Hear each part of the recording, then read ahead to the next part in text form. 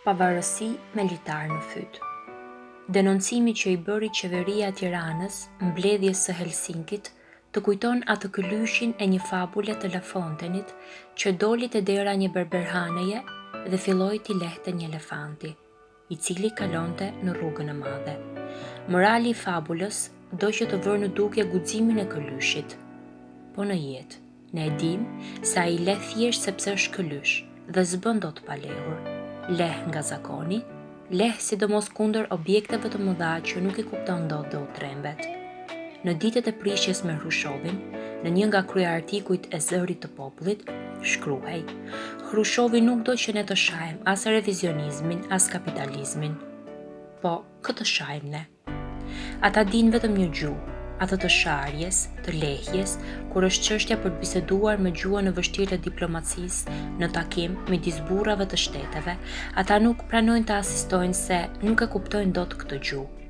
Përveç Shqipërisë, të gjitha vendet europiane dërguan delegacionit të tyre në Helsinki për të nënshkruar deklaratën e përbashkët të sigurimit evropian, e cila ishte përfundim i punës së 350 diplomatëve, politikanëve dhe ekspertëve gjatë 2 vjetëve bisedimesh. Ndër çështjet më të rëndësishme të përfshira në deklarat është çështja kufive. Jugoslavia, që ka rrëmbyer brenda kufive të saj pothuajse gjysmën e territorit të Shqipërisë, natyrisht mori pjesë në mbledhje. Greqia, që ka rrëmbyer pothuaj gjysmën e Shqipërisë së Jugut, edhe ajo mori pjesë. Shqipëria mbeti më një anë si hërushja për rallës.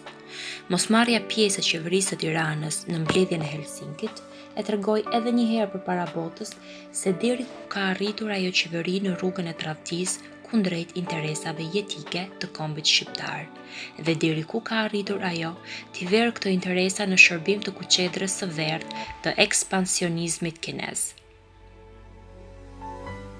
Generalet e Pekinit, në një konflikt të mundshëm ushtarak në Bashkimin Sovjetik, do ta përdornin tokën e Shqipërisë si një bazë në prapavija të armikut, nga ku do t'i goditnin pas shpine vendet e traktatit të Varshavës me raketa me rreze të shkurtër dhe të mesme veprimi, pa u bërë shumë merak se një kundërgoditje atomike do ta shuante Shqipërinë nga harta. Në konfliktin e tanishëm ideologjik dhe politik me Bashkimin Sovjetik, komisarët e Maos e përdornin Tiranën thjesht si një altoparlant. Në rastin e mbledhjes së Helsinkit, sultani, sa një i ve i Tiranës duke shpallur fermanli tërë Europën, u solli ndërmend qeveritarëve europian se, kur një budalla hedh një gur në ujë, 100 të mençur të mblidhen se nxjerrin dot. Natyrisht, të mençurit e Europës nuk shqetësohen as pak që kombi ynë po shkon në fund të detit me një gur kinez në qafë. Ajo që i shqetëson ata është rreziku real që paraqet për sigurimin evropian, ky gur i fshehur në ndrymat e konflikteve europiane.